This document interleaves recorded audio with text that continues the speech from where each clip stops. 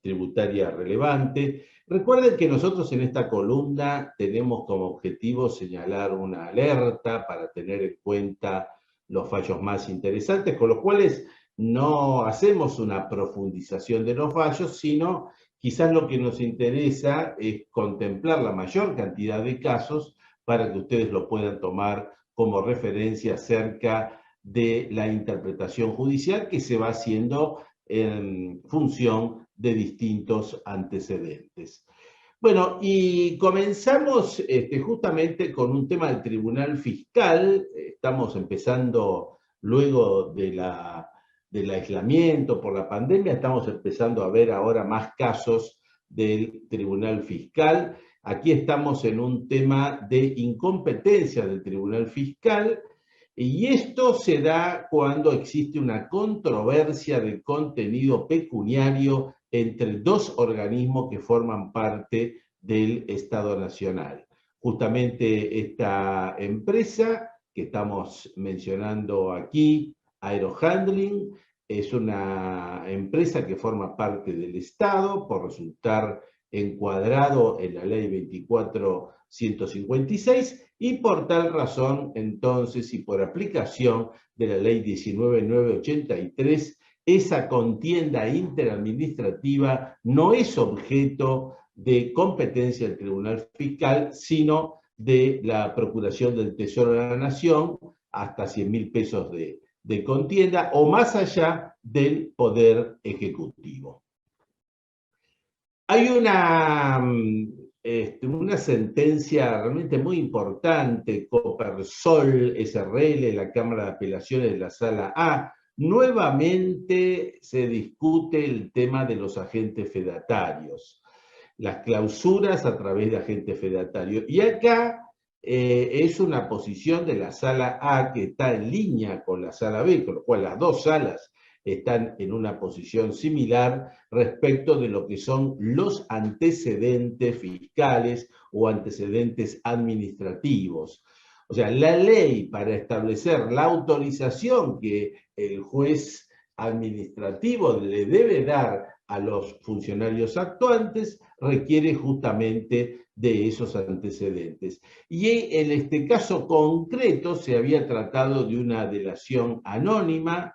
La delación anónima estaba firmado por una persona sin ningún dato adicional, con lo cual no se pudo llegar a chequear estos antecedentes, y por lo tanto llega la Cámara a la conclusión que no se estaba ante los antecedentes fiscales que requiere el 35G de la ley de procedimiento, y por lo tanto determinó la nulidad de la autorización y por lo tanto de todo lo actuado. Hay un caso de la Cámara Federal en Servicios de Recuperación de Activos donde se rechaza el beneficio litigar sin gastos que la empresa comercial había producido. Yo creo que es interesante este antecedente porque muchas veces se considera que el beneficio litigar sin gastos no se aplica respecto de personas jurídicas, se aplica. Lo que pasa que, como ha dicho la jurisprudencia, y acá se reitera, se requiere el aspecto probatorio. Y el aspecto probatorio debe ser analizado con suma prudencia, presuponiéndose que la peticionaria cuenta con fondos suficientes y por lo tanto tiene que probar que esto no es así. El tema de las declaraciones juradas rectificativas, en menos venimos en las últimas reuniones tratando distintos antecedentes. Acá hay otro antecedente, el caso BMW de Argentina, esto es de la Cámara Federal, de la Sala 4.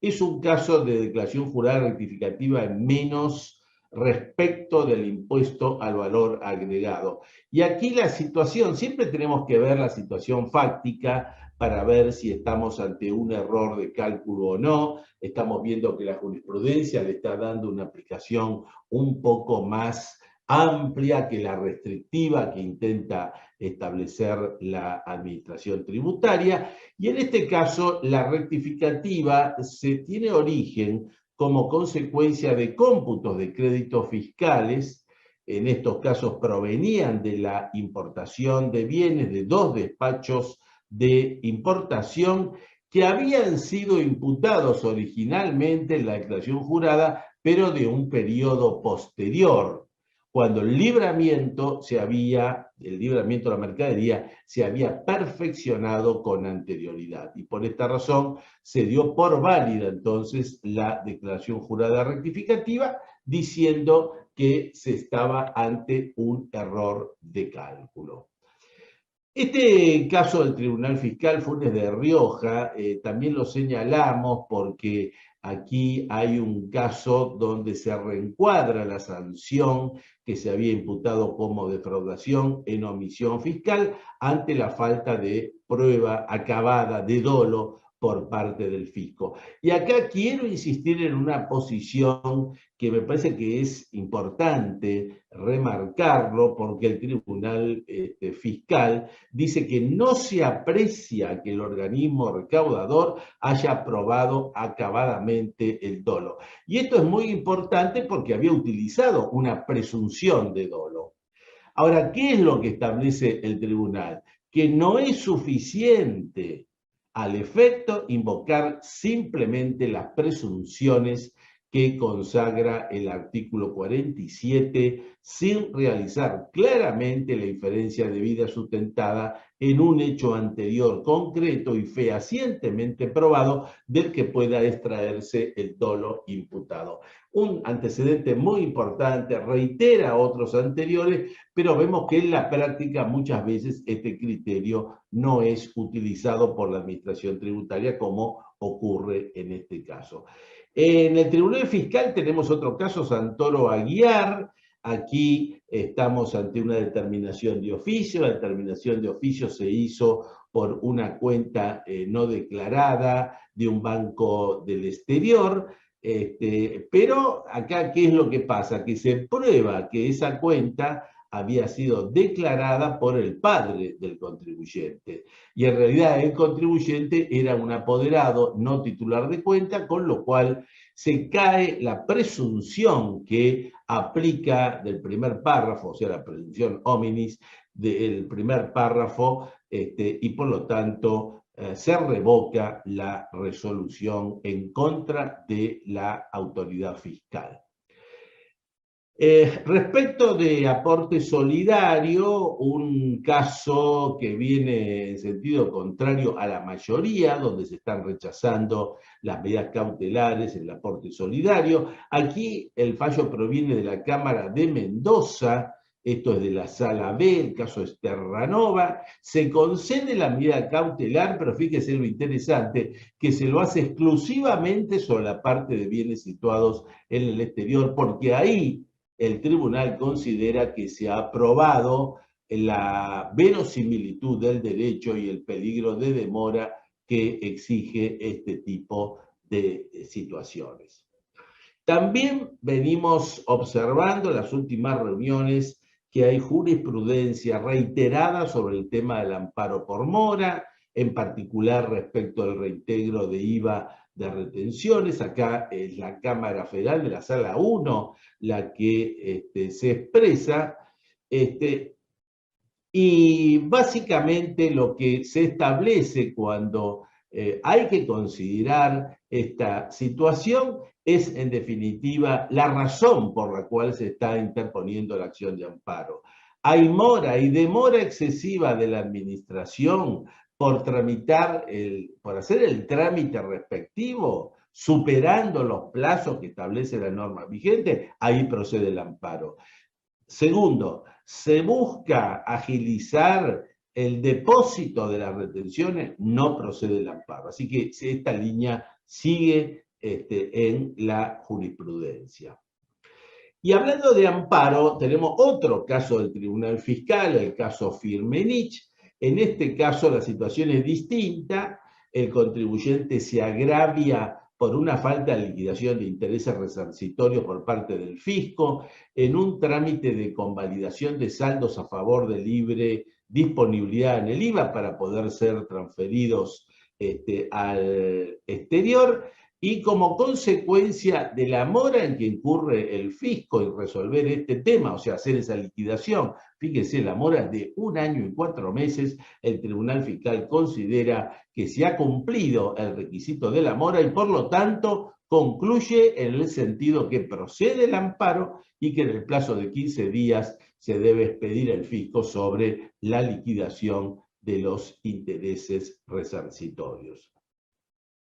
Otro antecedente importante que viene en este caso de la Cámara Federal de San Martín, de la Sala 1, es respecto de un embargo general de fondos y valor en un juicio de ejecución fiscal, a pesar de la emergencia sanitaria, donde estaba prohibido, donde estaba suspendido este tipo de embargos. Sin embargo, la Cámara admitió la validez del embargo de los fondos y valores, y esto lo hace porque la propia resolución de la Administración Tributaria contemplaba una excepción.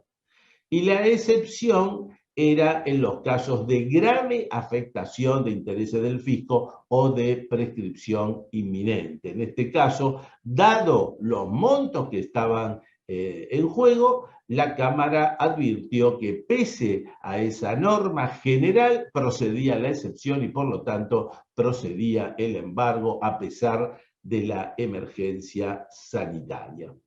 Bueno, acá tenemos un caso de un tema que ha tratado hoy Marcelo Corti, es el tema del tratamiento del impuesto a las ganancias, de distintos conceptos percibidos como consecuencia del distrato laboral y en línea con lo que se señalaba de la circular 4 reciente de la AFIP, los conceptos de indemnización por preaviso y de sueldo anual de indemnización por preaviso resultan grabados, y estos resultan grabados en la medida que se interpreta que corresponden estos conceptos a lo que es la relación laboral.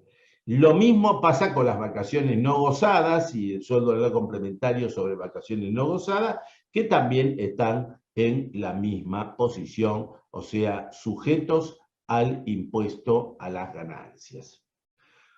Un antecedente interesante, Neumeister Guillermo, del Tribunal Fiscal, de la Sala D. En este antecedente se discute la residencia a los efectos de la determinación de impuesto a las ganancias y bienes personales de un contribuyente que se encontraba radicado en Estados Unidos de Norteamérica, donde él había tratado de mostrar todas las pruebas vinculadas a esa residencia, pero para el Tribunal Fiscal toda esa posición no tuvo cabida, especialmente porque no pudo demostrar el argumento del Centro de Intereses Fiscales en la República Argentina, habida cuenta que ahí era socio gerente de una sociedad que había percibido remuneraciones y que había sido tratado por el propio contribuyente como sujeto residente en el país. Nuevamente el fútbol aparece en discusión, esta es la causa Club Atlético Huracán, el Club Deportivo de Fútbol se encuentra exento del IVA, esta es la conclusión del Juzgado Contencioso Administrativo número 10, luego de la sanción de las leyes 25.063, 25.920 y la conclusión del juez fue que la ley 25.920 estableció claramente la limitación de la franquicia que solo resultaba aplicable a aquellos sujetos respecto de los cuales a la ley no existiera justamente esta disposición. Y en el caso Quetra, también el Tribunal Fiscal analiza la situación en el IVA de los espectáculos de música con franquicia de promoción de la música argentina, este caso la parte gastronómica vinculada al tango argentino, donde también se llega a la conclusión que a pesar de las normas de delegación que en su momento existieron, sigue la exención vigente para este tipo de actividades. También nos vamos a detener en un antecedente del Tribunal Fiscal, Giribaldi, Esta es una causa de la cual hemos visto ya algunos antecedentes en reuniones anteriores. Se refiere a la procedencia o no del crédito fiscal, del IVA, de un sujeto que había sido excluido del monotributo, que pretende computarse el IVA sobre la base de la factura B sin discriminación, y que habían sido recibidas mientras era monotributista.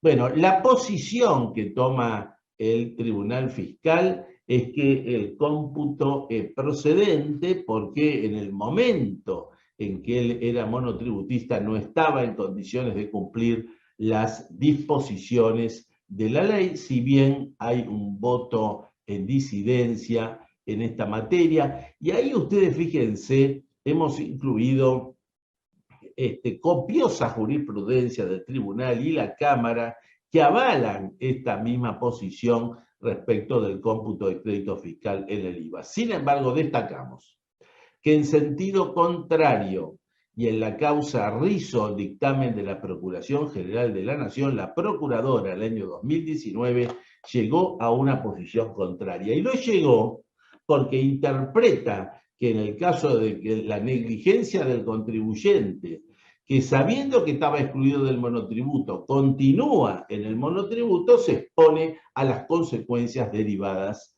de tal situación. Bueno, hay también respecto al monotributo, este fallo viene de la Cámara de Córdoba, se determina la nulidad de la exclusión del monotributo de un abogado. ¿Por qué razón? Porque los sueldos y las contribuciones de los empleados no eran superiores a sus ingresos como pretendía el fisco. ¿Por qué razón? Porque correspondían a todos los integrantes del estudio esos sueldos y contribuciones y no solamente estaban a su cargo. Entonces, con la apropiación correspondiente no se superaban esos límites. Respecto del monotributo también de Córdoba, la conclusión de la exclusión del monotributo anterior al acogimiento al régimen en el marco de la ley 27260.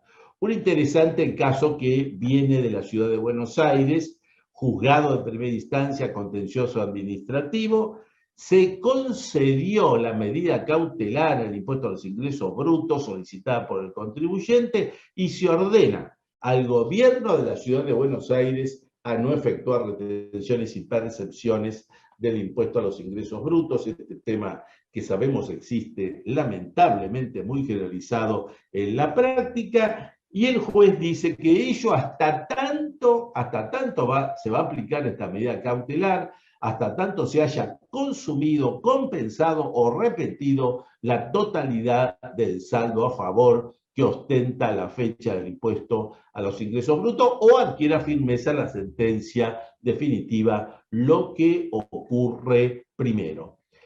Esta razón es porque la demandada se habría excedido en la retención de los importes del impuesto a los ingresos brutos a cargo del contribuyente y la que continúa efectuando hace entonces que esa compensación del saldo a favor se prolongue sin límite alguno.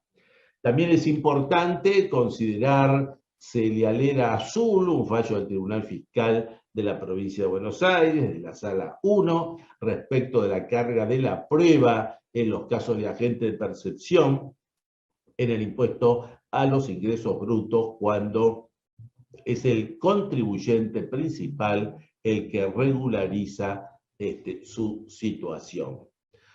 Una situación que también está vinculado a la provincia de Tucumán.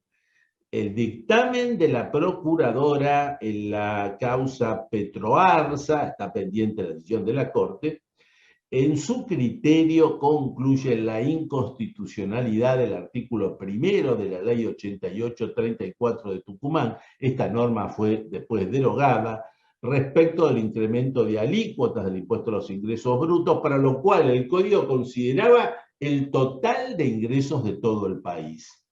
O sea, si bien la actividad gravada es el de la provincia, el Código consideraba los ingresos de todo el país y en base a eso se regulaban las alícuotas. esta posición está en contra de lo que es el criterio de territorialidad y la potestad tributaria de la provincia en cuanto había excedido el alcance correspondiente.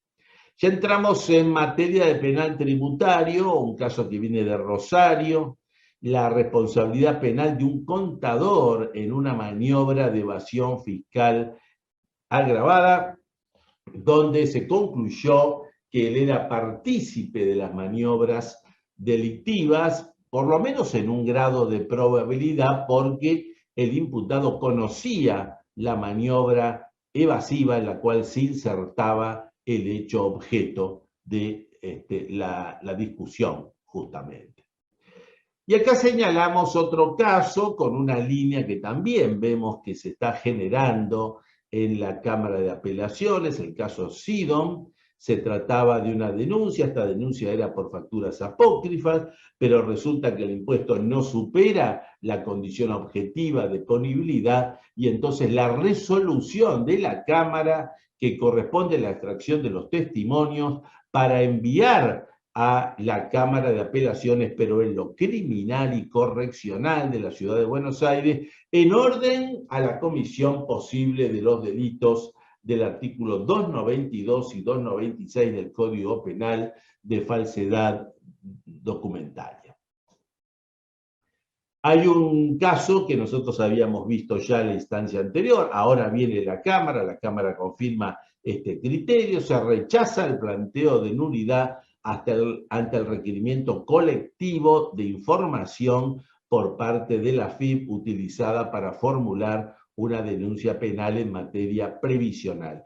El fisco acá lo que había hecho, pretendidamente siguiendo sus facultades de fiscalización, había hecho un requerimiento a los contribuyentes, el contribuyente se lo contesta y en base a eso hace la denuncia penal y por eso la defensa plantea la nulidad de todo lo efectuado, pero la Cámara de San Martín no hace lugar a esto porque interpreta que ese requerimiento que había hecho el fisco lo había hecho dentro de las previsiones legales de verificación y fiscalización.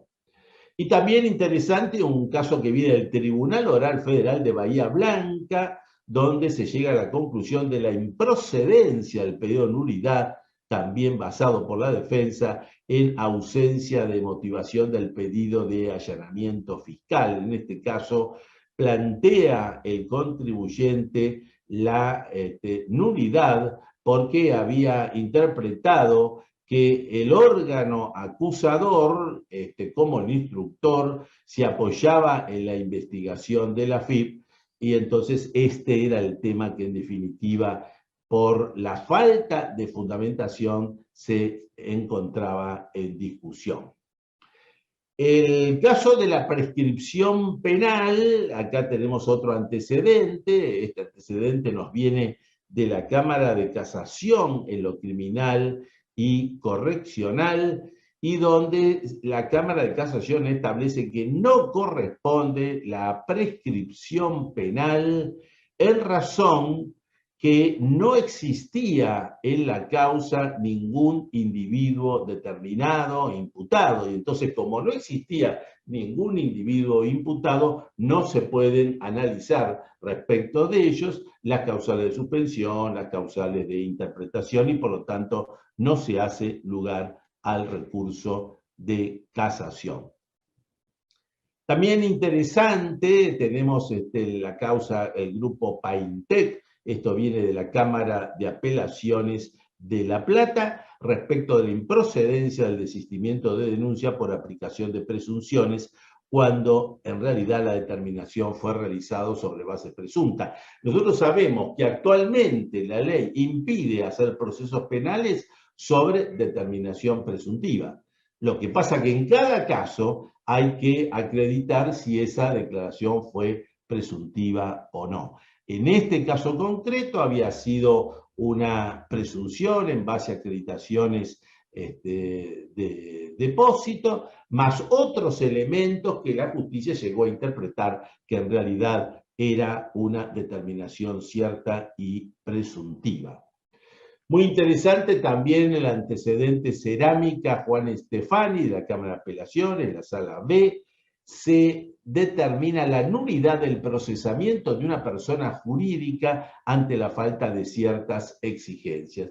Y esto está previsto en el artículo 30 del Código Procesal Penal, porque dice que en el caso que haya varios imputados, las declaratorias deben ser independientes, y acá se prueba que las declaratorias fueron tomadas en forma conjunta, o sea, por una persona en derecho propio y por la misma persona en calidad de presidente de la sociedad. Al no cumplirse las exigencias legales, se determina la nulidad del procesamiento. También en materia de evasión del impuesto a los débitos y créditos bancarios, el tema del momento consumativo de la evasión a los efectos de la prescripción.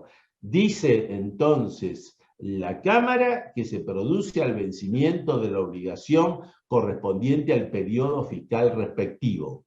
Esto es, siendo que el periodo fiscal en el impuesto de débitos y créditos bancarios es mensual, tenemos que tomar todos los periodos fiscales que corresponde al ejercicio anual, el ejercicio anual que cierra al 30 de septiembre. Como cierra el 30 de septiembre, tenemos que tomar octubre del 2012 a septiembre del 2013. Y por lo tanto, tenemos que considerar que el momento consumativo es el 3 de octubre del 2013, porque a partir de ahí comienza el curso de la prescripción de la acción penal, dado que corresponde al vencimiento del último mes del periodo fiscal integrado que estamos considerando. Hay un antecedente también importante, el caso Argüelles, esto es de la Cámara de Apelación de Casación Penal de La Plata, y es muy importante porque la Cámara confirma el sobreseimiento en el caso de delitos de apropiación indebida de tributos ante la falta de retención de los mismos.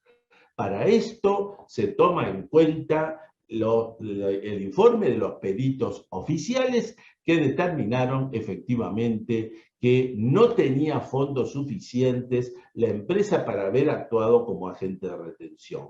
Y yo acá quiero destacar una cosa importantísima que señala la Cámara. Y esto que señala es que ni las órdenes de pago, exteriorizando la retención, ni las declaraciones juradas que se presentan del SICORE, que se presentan ante la FIP, ni las registraciones contables conforman una prueba irrefutable para determinar que se efectuó la retención, sino que hay que analizar el fondo de la cuestión tal cual fue analizado en este caso. De verdadera valía este antecedente para aquellos que se encuentren ante una situación similar. Pasamos ahora a los casos, ya para ir cerrando, de seguridad social. En el caso Pérez Salati, de seguridad social, de la Sala 2, se determina la inaplicabilidad del convenio colectivo de trabajo para los empleados de comercio en un estudio jurídico. Y esto es así porque no se aplican las normas de las escalas salariales de la Convención 130 del 75, que se habían utilizado en razón que ni los abogados ni los respectivos colegios o federaciones han participado en la celebración del convenio en el cual se funda el reclamo. Como sabemos, la situación es distinta para los contadores, que están en una situación disímil respecto de los abogados. Respecto del beneficio de reducción de las contribuciones patronales por la contratación de nuevos puestos de trabajo, acá se determina que no se aplica el beneficio porque la Cámara de Seguridad Social interpreta que en la realidad de los hechos se trataba de una migración de empleados que se hacía de una empresa a otra dentro de una reorganización empresarial, y por lo tanto no se cumplía el objetivo que tenía la ley. El caso de Inducots, donde lo destacamos porque se analiza la naturaleza de las actas de inspección o de infracción de seguridad social y dice que no son más que una constatación que hace la administración de la situación del contribuyente. Por esa razón, no cabe exigir los mismos requisitos que son propios de los actos administrativos, como tampoco que sea realizado por juez administrativo. En el caso INCOBI de las cámaras de seguridad de la Sala 2, tenemos la situación bastante remanida de la grave situación económica y financiera que argumenta la actora y la conclusión de la Cámara que eso no impide la aplicación de multas e intereses por falta de pago en términos de los aportes y contribuciones de seguridad social. Muy bien, hasta acá hemos llegado entonces con esta reseña jurisprudencial.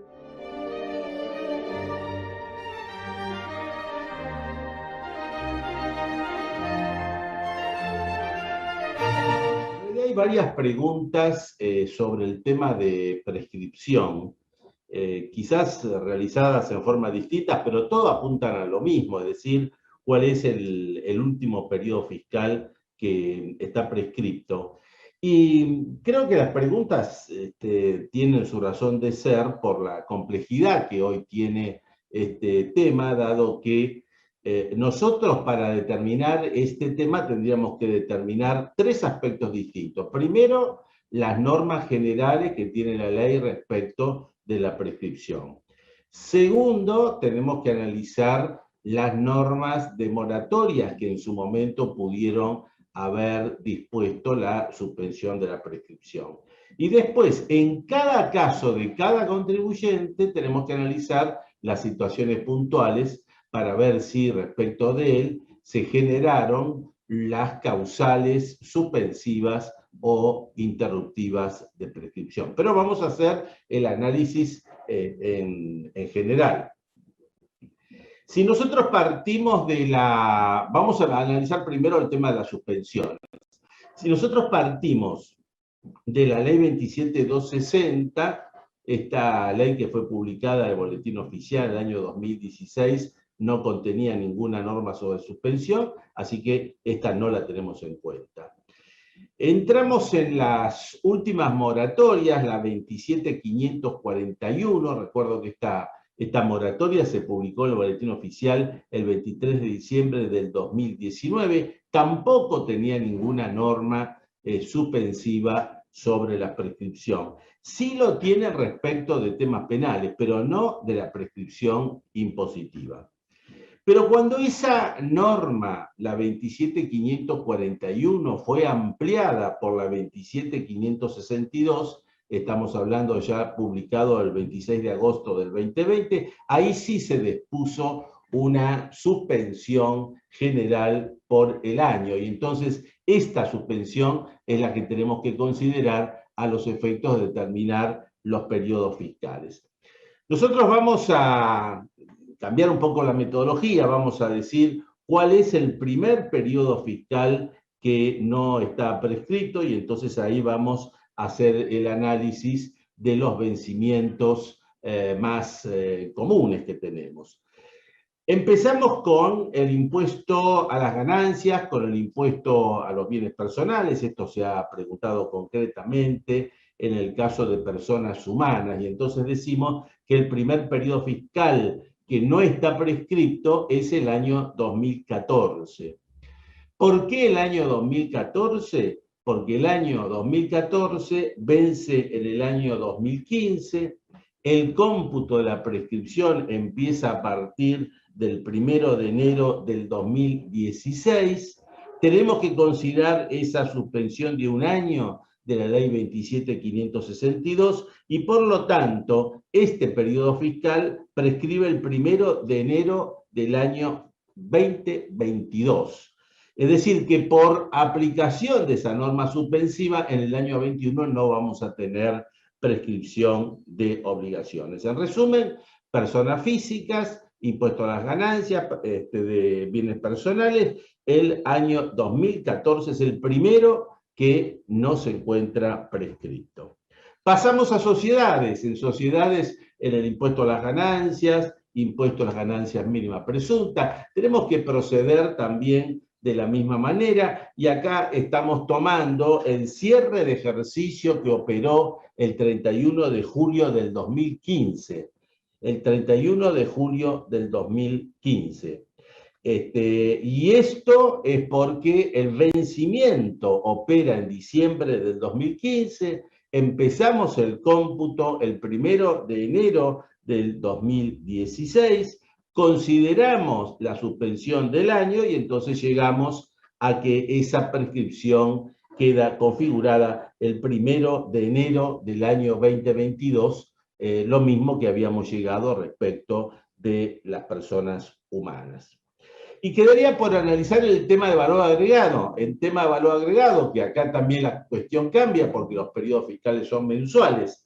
Entonces, en valor agregado decimos que el primer periodo fiscal que no está prescrito es el de noviembre del 2015. Noviembre del 2015, opera el vencimiento en diciembre del 2015, el cómputo empieza el 1 de enero del 2016 y finaliza también por efecto de la suspensión el 1 de enero del año 2022. Esta sería la forma entonces de computar en general el tema de la prescripción por el tipo de sujeto, por impuesto, y obviamente después en cada caso ustedes tendrán que hacer el tercer análisis, que es, como decíamos ya, el análisis individual, es decir, la parte que le corresponde a cada contribuyente para ver si respecto de cada uno de ellos se dieron, tal cual hicimos en la presentación, las causales suspensivas o interruptivas de la prescripción. Hay otra pregunta que está referido también a la prescripción. Decíamos en la presentación la prescripción respecto de la repetición y devolución. Nos preguntan por el tema de la compensación. La compensación tiene el mismo sistema de la prescripción que la repetición y que la devolución.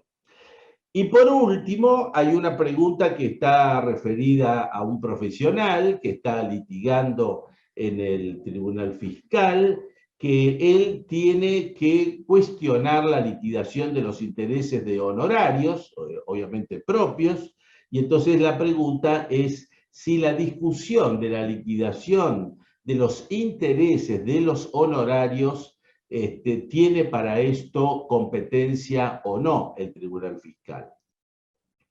Diríamos que la respuesta es que sí. Esta es la posición del Tribunal Fiscal y de la Cámara de Apelaciones, en el sentido que el Tribunal Fiscal es competente a estos efectos.